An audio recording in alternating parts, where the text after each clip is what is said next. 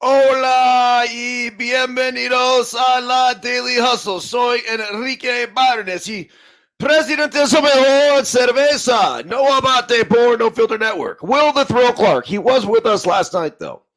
And Miguelito Santiaguito not with us today. But we come on here each and every single morning and we properly salute our boys. Yes, yes, yes, yes, yes, yes, yes. Woo! Remember this, folks. When we are juiceful, we are useful. And we okay, English here this morning.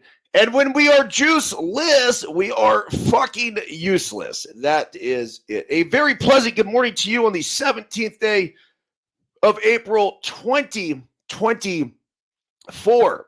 We have a special guest, Ian Miller, who runs the 9-Hole podcast, former major leaguer, is going to join us. I'm going to talk a little bit about Jack Leiter and his debut coming up tomorrow on Thursday. He will make his big league debut with the Texas Rangers. So this is a kid that I've known since he was like 11 years old. Really cool. I know Ian's got a little bit of history with him, so we were going to talk about that. In the meantime, got some stories that I want to get to.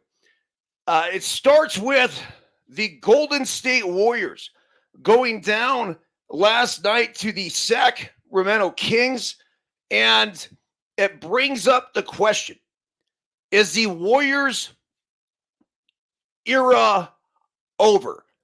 Is their dynasty done? We're talking about the NBA, which has seen a finals which has had a LeBron or Steph in it for 11 of the past 13 years. And now the Golden State Warriors are going home. You're the fucking 10 seed. You didn't deserve to be there anyway. They were playing with the house's money in the sense that they somehow have decided to add 3/4 of the league. I mean, it's just ridiculous to even think about. I guess it's only 2/3 of the league make the playoffs, but the NBA is trying. So look, the Kings are a better basketball team. I said this yesterday before I told Joe Giuseppe Pepe Manuele to go ahead and fire away on the Kings +3. How and why they were getting 3 points at home was fucking absurd. But look, the other thing about this is that everyone was going to point to the past in which the Warriors went there and dismantled and they're going to turn it on and off whenever they want. Sports doesn't work like that. It's a matter of being able to consistently do it day in and day out. This is a talk I had with the Let Them Play boys before we went and scrimmaged on Sunday. And I had one of the kids literally say, like, hey, coach, it's just a scrimmage. And I'm like, dude, okay. I mean, if you want to approach it that way. But let me tell you something. I don't care if I was on a pickup wiffle ball game in my buddy's backyard or I happen to be playing in the fucking big leagues playoffs. It didn't matter to me. College World Series, high school championship, none of that mattered. I approach the game each and every single day the same way, and I think that's a lesson that we all need to learn. So if the Warriors thought they were going to go in there and then all of a sudden turn it on, I don't know. Is the reign over? I don't necessarily think it is. Steph is 36 years old. There's no question about that. Klay Thompson's contract, I believe, is up, so he could be done. But this SAC team's going to be fun to watch. I just question how much motivation there is with a team and a lot of players who have been there and done that. And it's you try to find it elsewhere. And I think that's what made Tom Brady so great, is that each and every single year he would find something else to motivate him. And I don't care if it was the deflate gate or it was the doubters here, or the haters, whatever it was, each and every single season, he was there going ahead and finding a way to get motivated. And that's what it takes. And then you also have to surround your superstars, your guys who have been there, the Draymonds, the Stephs, the Clays, with young, hungry motherfuckers that are willing to go to battle. And not to say, look, the Warriors had a decent season, right? Like, decent season. Nice winning record. The West is stacked. Absolutely stacked. And there's Boston in the East, and that's pretty much it. So enough NBA talk here. Let's get to baseball. I ran across this last night. The Collegiate Ohtani, they're calling him. Jac Caglianone hit a home run in his 7th straight game yesterday for the Florida Gators. Why is that a big deal? Well, not only the fact that Caglianone is going to be a top 5 draft pick in the upcoming Major League Baseball draft, but he happened to hit this ball 516 fucking feet. Just absolutely insane to think about. Ding dong donkey Kong. He is the real deal. But wait, there's more, as I mentioned in this No Filter Network video I did on Caglianone last night. He's a pitcher as well and throws 100 miles per hour. But this gets even better. From the left side. So we are dealing with a legit two-way player. This is a first baseman. This is a hitter. And this is an elite arm. It will be fun to see his career progress and, where he goes and what you do with him. I have no idea. And I don't know if there's protocol with dealing with these two-way players. I think first and foremost, though, you got to be a position player. I mean, the pitcher thing is cool, but that comes after you're a failed position player. All eggs in one basket from the get-go. And if they want to use him to close games or whatever, if you could do it in college, I got to believe you could do it at the big league level. There just haven't been a lot of them. And eventually you had Babe Ruth, who started out as a two-way player, and he ends up just hitting, becoming arguably the greatest player of all time. And there's been a few others that's done it along the way. Nobody necessarily has done it like Ohtani, but remember this about Ohtani. Remember all the cramps and everything he was dealing with? The high levels of exertion, night in and night out, that just fucking wore him out. And then eventually, there goes the arm. Is it shocking? Is it surprising? Look, I gave him the suggestion of yellow mustard when it came to the cramps. So he seems to have figured that out. But eventually, it's just so much wear and tear on your body, and you wonder what is sustainable. Okay, the other big one right here. The Baltimore Orioles. This story just continues to get better and better.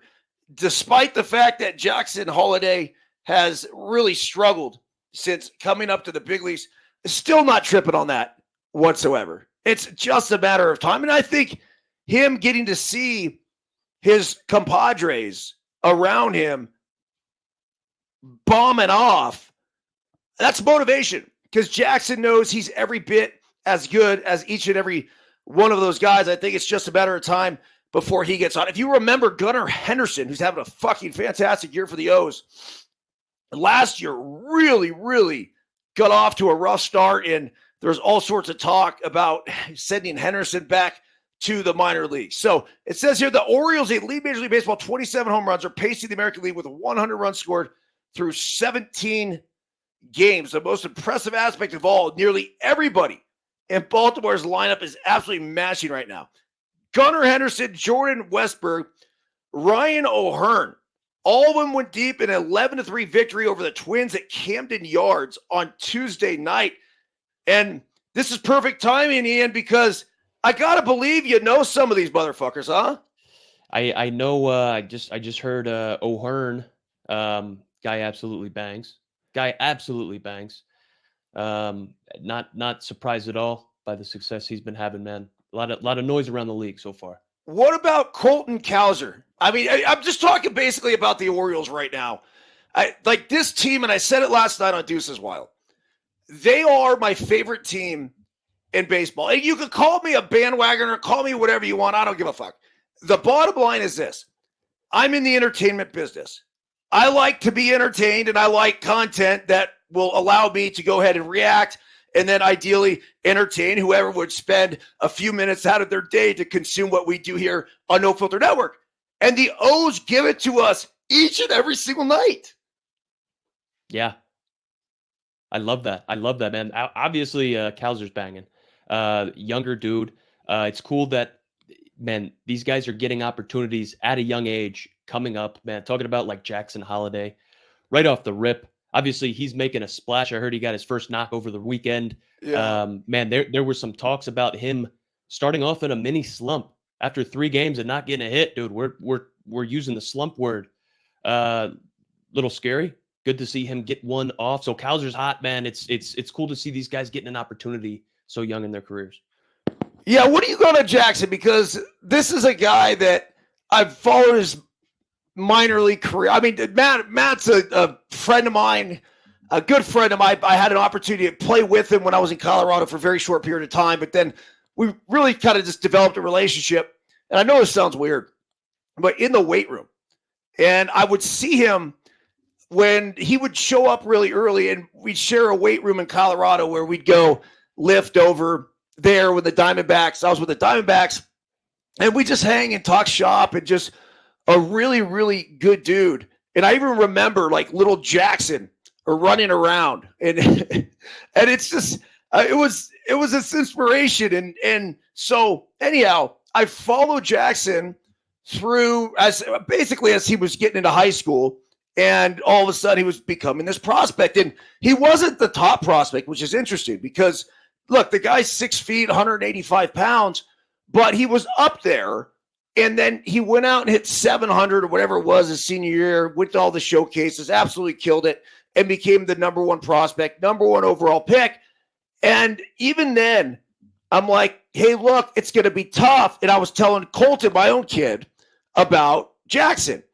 And so we followed him over the past couple seasons here. And to think that he was able to go out there and have this wild success in the minor leagues, you and I both know that shit's hard, man.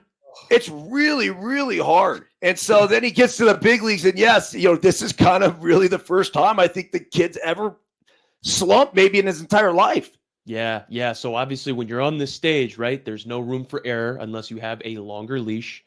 I had a buddy, a groomsman of mine, play with Mr. Holliday, the older Holliday, when he was kind of coming back. Maybe he was with Albuquerque, man, the Rockies AAA in 18 or 19. So Jackson, his son, man, would come around and hit on the field, be in, the locker room, be around the team. And my buddy was just talking about how fucking like mature he was, how insane he was taking BP just at a young age, man. So it's usually when you have a top prospect or you have a dude that is coming up in a system that has a lot of buzz around him, there's a lot of hype, man. These evaluators, these front offices might want to have an idea of how they deal with failure. They might want to see these guys already battle through a slump, have, some speed bumps here and see how they get over it. So it's crazy that we got Jackson Holliday coming up. His first week might be starting off a little bit slow, and man, let's see how he gets out of it. It's crazy to think that this might now be his first speed bump and you're on the biggest stage. Ian, a lot of what you do, you talk about mindset, mental approach to the game of baseball. I saw something this morning where you're talking about the reaction time that a hitter has from the time the ball is released until he has to make a decision on whether or not he is going to swing. Take us into what you were talking about and explain that a little bit. I love that, man. So I was breaking down the mechanics, the metrics of a 100-mile-an-hour fastball, man. So 100-mile-an-hour fastball takes 375 to 400 milliseconds to reach the plate. And so in the blink of an eye is 300 to 400 milliseconds. So a fucking 100-mile-an-hour fastball gets to home plate in the blink of an eye. The difference between fair and foul is 5 to 7 milliseconds, to put that into perspective, man. So in 400 milliseconds, you need to be able to process the pitch, which takes 100 milliseconds. You need to be able to decide on that pitch, what you're going to do with it in 150 milliseconds, and then you need to swing at it, which is another 150 milliseconds. So there is no room for error, man. So what I'm talking about is making sure you have a bulletproof plan, bulletproof approach going up to the plate. I can't give a better hitting lesson than the random dweeb down the street at DBAT that hasn't played past high school, but has just been studying the mechanics and the metrics, right? I'm not telling people that they should be, get the elbow. Like, dude, I don't know that stuff, man.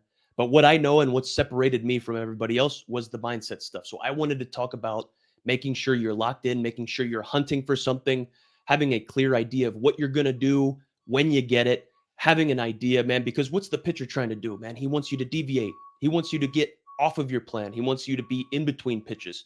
And when we're talking about fucking blinks of an eye, 300 to 400 milliseconds, you got to make a decision and put the ball in play. Dude, there's no room for error, man. So that's what I'm about. Do we complicate shit too much, though? Because Thrill and I were on here last night, and we're watching Wilmer Flores in the 9th inning. He was a tying run. The Giants were down, I believe it was 6-3. So we're looking to do damage, get the head out, get a good pitch to hit that you obviously could at least drive into the gap, if not put over the fence. And he takes a first pitch, 86-mile-per-hour spin ball. I'm not even going to call it a slider. The thing was a fucking cement mixer, just wow, wow, wow. And it was right down the middle. He then swings at 96, up in the zone, pops it up, ball game over. It's a fine line because I totally agree with you. Have a plan, have an approach. But I think we're in the day and age, especially because pitchers are throwing so much shit these days, that we have to, say, take the Corey Seager approach, which is I'm hunting a zone. I'm hunting something up in the zone. I'm hunting something that I could get the barrel out on. And look, I'm looking fastball, right, away to keep me middle of the field the other way. But if you hang that bitch in the middle, I'm fucking cast it off. Have to. The what I'm saying about like the fastball, I need to be on time for a fastball because that is what I'm most equipped to hit, right? That's what I know how to hit. The best way to hit the off-speed pitch is to not miss the fastball. But if he hangs it, you gotta bang it, man. So if I'm on time for the fastball, his fastest pitch, I can let my athletic ability and my eyes make me react if he hangs it, right? I'm trying to do damage in the middle of the field with a fastball. And if he hangs an off-speed pitch, that's where I fucking lose one. That's where I maybe I pull something. You know what I mean? Backspin, man. So you hit off-speed pitches farther. If it's in the middle of the plate, dude, gotta get it. You gotta go, and you just gotta be ready to attack. Corey Seager swings at 85% of the pitches in the strike zone. They literally have named a statistic after his approach at the plate. And I told my own kid the other day, and he was leading off the game. They threw him a first pitch slider, and he swings and misses. And it was a slider like kind of down, right? He swings and misses, and he's kind of looking at me like, kind of that look like that wasn't good. And in a normal situation, and maybe in years past, I would have been like, yo, dude, come on, man. We got to have a plan. We got to have an approach. And I looked at him. I go, bro, who gives a shit? Yeah. Look, you committed to a fastball. You thought you were getting a fastball. It came out of the hand. You probably thought it was a fastball, and it wasn't. It was a great pitch. But guess what? Now you've seen it. Still stay on the heater, middle away. And then next thing you know, next pitch was like another slider. He takes this one. He's on it. Hell yeah. Next pitch was a fastball, was a ball. Next pitch was a slider, fucking hit down the right field, over the right fielder's head, triple. I love that. I love that. Exactly. Like it's okay. And this is a message again. Like I try to send the kids all the time. We're trying to win the pitch, Ian. And if we don't win the pitch and we're not going to win every single pitch, it's okay. But the question becomes, what adjustments are you going to make between that failure on that one pitch to the next one? It's the guys that I watch that fucking repeat, like they keep failing the same way over and over and over. It's like, You can't lay off the high heater. You can't lay off the high heater, or you can't lay off the breaking ball in the dirt. Make a fucking adjustment. Amen. Man, it's for me where I struggled, right? I have this bulletproof approach, this bulletproof plan.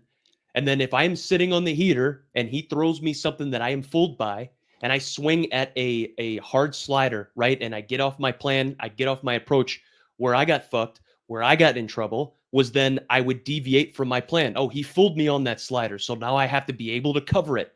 And then, oops, I'm just late on that fastball that I should have been sitting on all along, man. So like your son being able to do that, make a mistake, fucking wipe it, get back in the batter's box and get ready for war and still have a quality at bat, dude, that is powerful. How do you teach that? What are you telling your kids like to be able to do that? How'd you do it? Yeah, I think just repetition, man. Yeah, you got it. You got to go through. I didn't do it as well as he does it. I didn't do it as well as some of our other kids do it. I would swing at that first pitch slider and then I would worry about it. And Yes. I think there's a phrase that my boy Kowalski uses all the time. And he says it's the gift of blankness. And it's basically the ability to forget positive, negative, whatever, and go and be completely immersed in the moment of what's happening right now.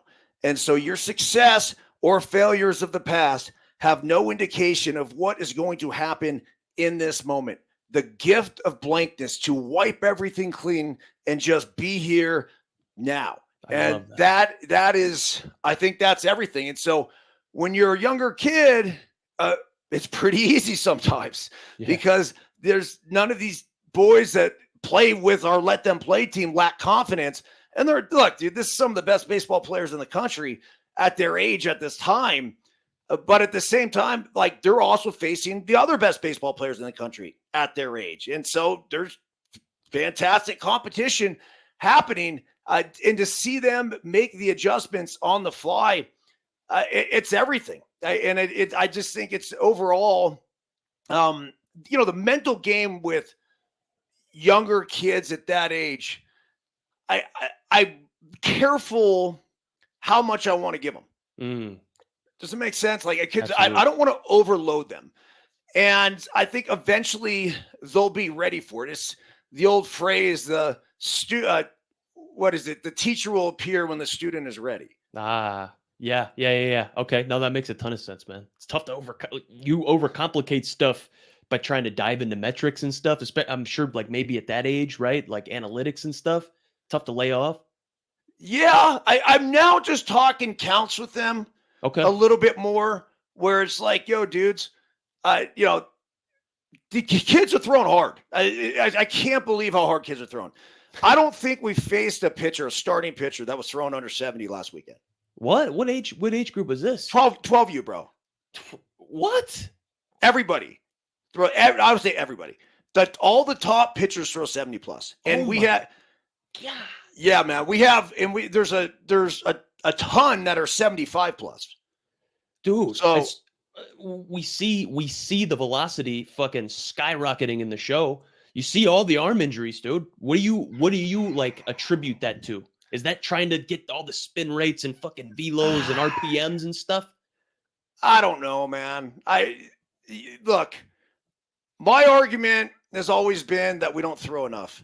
Everyone says we throw too much. We throw too much. We pitch too much and we don't throw enough. That's the big one for me. And now I would love to sit here and tell you that I have the answers, but I don't, because I think each individual person is different. The biomechanics. That's biomechanics of how my body works is different than how your body works. That's different than how somebody else's body works. There was something that really interesting, and this happened.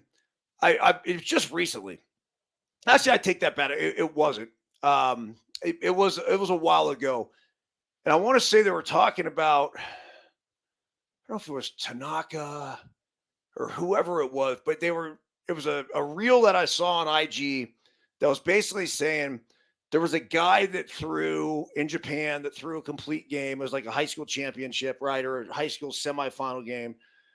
Threw a complete game, came back the next day, in the championship, threw another complete game. So it was like 100 and something pitches and another 100 and something pitches. And then somehow it got like delayed and rained out. And so the next day came back and finished it off with another X amount of pitches. And they were saying that he threw, it was like 1,000 pitches in a 2-week time frame. And they were saying the most a big leaguer is throwing in a 1 month time frame is like 600 pitches. And so there's, it was just like, these coaches would have been fired and crucified and on and on and on.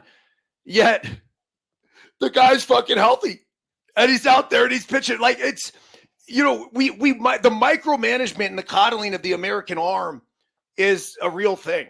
And I don't have all the answers. I do know this. Long toss is one of the greatest things that has ever happened to me. And I used to deal with arm soreness all the time, like everybody who plays baseball. And when I went to the Dominican in 2000 for the first time and started playing long toss every single day and made it a part of my routine, my arm never hurt again for the rest of my career. Same, man. Same. And when my arm was hurting, that's when I would kind of like step on it a little bit more for the long toss. So like when I would kind of deviate from my plan, didn't have discipline to stick to the routine, fucking kind of went through the motions, and the throwing was the first thing to get axed when I'm being lazy, right? I don't need to throw. Yeah. I'm a major league outfielder, AAA outfielder, dude. I'm one of the best. I don't need to throw. When my arm starts hurting, I'm like, dude, I know I'm taking it easy on my throwing program. I know I'm not long tossing. That clears everything up, gives you arm strength, man, makes you feel good. And it gives you, man, I'm able to like let it eat with confidence because I've done it so many times before. Ian, when I did the triathlon across America, I swam 7 miles across the San Francisco Bay, and then I biked 100 plus miles. I think it was average like 106 miles for 22 straight days from Oakland to Chicago. And then I got to Chicago and I transitioned to the run, and I ran for 30 straight days. And it was 30 plus miles. Average was, I think, 31 or 32 miles for 30 straight days. And in that process, the one thing that I learned is that motion is lotion, because I would wake up sore. And then once I got going, I was good. It really got to the point even where I felt like I tore something in my Achilles down there. And I'm like, well, fuck it. I'm just going to keep going. And so I would start the day just by walking to get some blood flow. And then by the end of it, you're gone. I'm flying.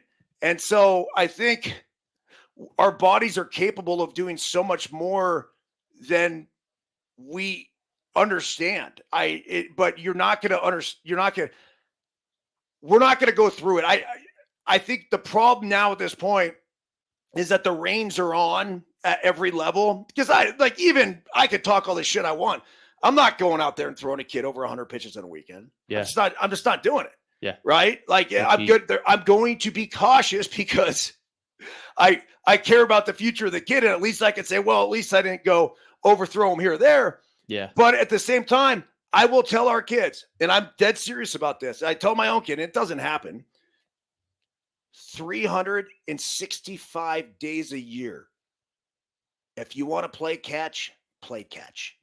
Every single day, because that's what strengthens the arm. Now, it doesn't mean you're throwing all out or anything else. It is the long toss for the strengthen the tendons, the ligaments. Alan Jaeger is the guy that he was so adamant about this, and he worked with Barry Zito. And Zito was one of my best friends when I played. Zito played long toss every fucking day. Really? For his entire career. And sure, he went through some struggles and whatever. He never got hurt. Never, ever got hurt his entire big league career. I love it. That, like, if that's not the blueprint, I don't know what the fuck is. I love that. And Jaeger, right? Jaeger Band. Yep, Jaeger Band. Built a business off that shit, man. Oh, yeah, he's killing it. Hey, let's move on here. I want to hit a couple topics. And then I got a pickleball game at 10 o'clock. That's why I can't. I'd sit here and do this all morning with you. I love it. But so check this out. The woman who accused Trevor Bauer of sexual assault, she's charged with fraud. An Arizona woman accused former MLB pitcher Trevor Bauer of sexual assault has been charged with felony fraud against Bauer and another person, according to an indictment unsealed Monday in the Superior Court of Arizona in Maricopa County. The indictment issued by a grand jury in Maricopa County also charged a woman with felony theft by extortion against the other person who was not associated with Bauer. His attorney told ESPN an arraignment is scheduled for April 26th in Maricopa County, yada, yada, yada. So then Bauer comes out, and he's all over social media yesterday explaining everything that went down. And see, I had this accuser, and we already know about this one. And now this one. Look, I get it. And this report coming out, obviously, looks good, for Bauer. At least it makes him look like somewhat of a victim. But I would also say at some point, don't you just want to stop fucking responding to all this and disassociate yourself? 100%. Is that the approach you would take? Man, so it's tough. I had this down too. Like I was begging to hit on this. I'm so glad you brought it up. So this guy's getting fucking extorted. These girls are asking for 3.6 million, something like that. I was reading this, 3.6 million beans, right? You're extorting this guy. He's already dodged a bullet, right?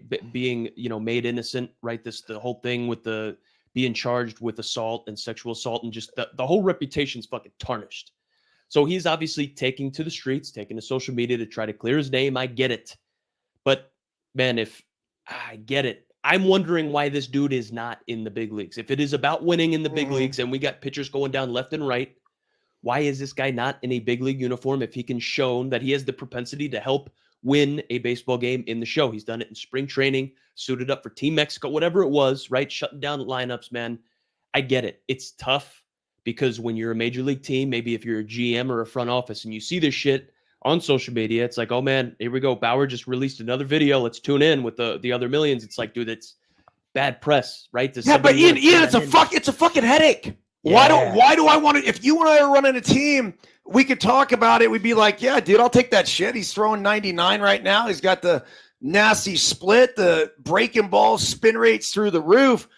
But do you really want to deal with this shit? Yeah, in the clubhouse stuff too, man. I'm not sure. I can't speak on whether the good teammate, bad teammate. I get it, but like any I've heard both. So have I. So any added press coming in that isn't fucking positive, that's negative, dude. I mean, you see what happened with Shohei, seen what happened with the Dodgers. He started off a little, he wasn't on fire.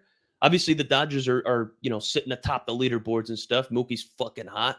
But like there were some questions surrounding Shohei, man. I was wondering if he was going to start kind of slow because of all this shit, man. So any added noise outside, man, is going to probably take away from the buzz that you create in the locker room, man. You don't want to bring that bad juju in there. But yes, he's shown a propensity.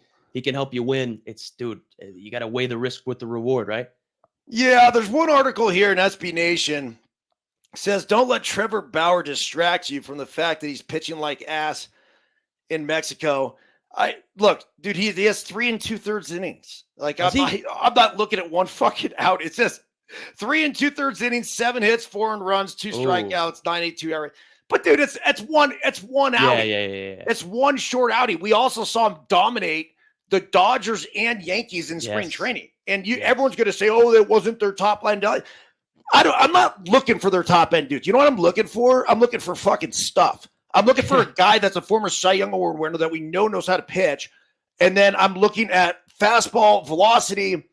I hate to say it, like, spin rates and all that other. I don't even know how to analyze that shit. But if I'm an owner or general manager of a team making this decision, that's what I'm looking at. The problem is, dude, Ian, he can't get out of his own fucking way because this news comes out and it's very supportive of him.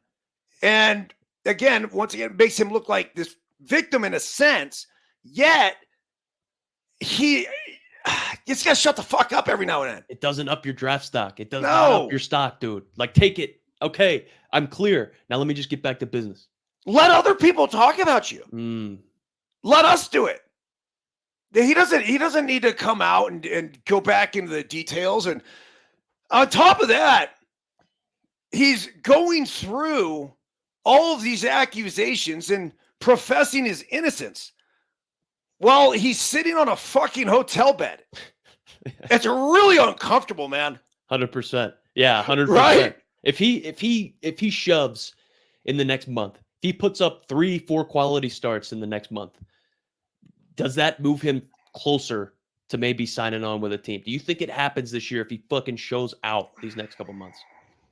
I honestly don't think so. No. If it hasn't happened yet, I don't think it's going to happen. The only way it possibly could happen is if he continues to throw the ball really well, and then there's a team that is in desperate need of a frontline starter, a solid playoff team. And I don't know if it's the Yankees or who, but that might be a good fit just for the fact that, it's Garrett Cole's hurt. Yeah.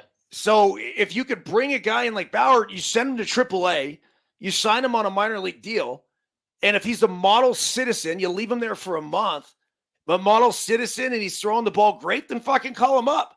100%. And you've already dealt with the hoopla of signing him and whatever's going to come from the tabloids and everything else while he's basically in AAA, then you call him up. And guess what? If he shits the bed, see ya. I don't give a fuck. Smell you. 100%, man. I agree there. Ian, thanks for joining, man. I got pickleball. I got 7 people waiting for me. A good 8-person game going on right down the street. But keep up the fantastic work here on No Filter. And what day is it? Is it Wednesday? Let's do this every Wednesday. How's that sound? Let's do it, man. I'm locked in, man. I appreciate you having me. I'll be here whenever you need me. When's your next show? It's coming up soon, isn't it? Yeah. I am on here with Nick Vincent, the Cutter Bandit, in 34 minutes, man. Fuck yeah. I will tune into that later on today and watch the replay. Appreciate you. Thanks, Burnsy. All right, yeah, good shit, man.